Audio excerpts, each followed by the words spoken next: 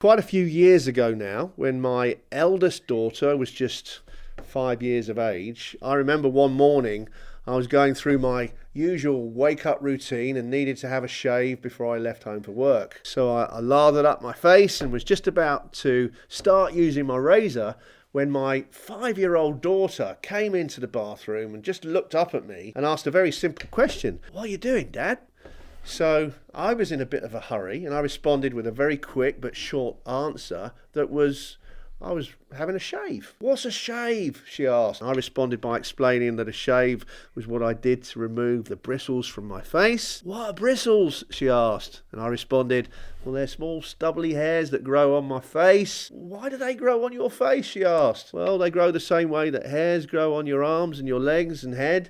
And after a short pause, she then asked me another question. "Well, why do you want to remove the hairs on your face and not on your head?" Well, that was slightly more difficult to explain, but I did. And as the conversation continued, every aspect of everything I was doing on this particular morning was challenged with a question from my 5-year-old daughter with either a what or a why or a how. We went through the book of shaving, from everything about shaving, cream, a razor, my shave lotion, you name it. There was a dozen questions that followed, one after the other, and each question was determined by my previous answer. And my normal 5-minute shave this particular morning lasted approximately 25 minutes. Anyway, eventually, we both made it downstairs to the breakfast table, a little later than usual, where we were greeted by my youngest daughter, who was nearly 4 at the time. And as we were a little late for our breakfast, she turned to her older sister and asked, "Why are you late for breakfast?" My eldest daughter replied, "Oh, I've just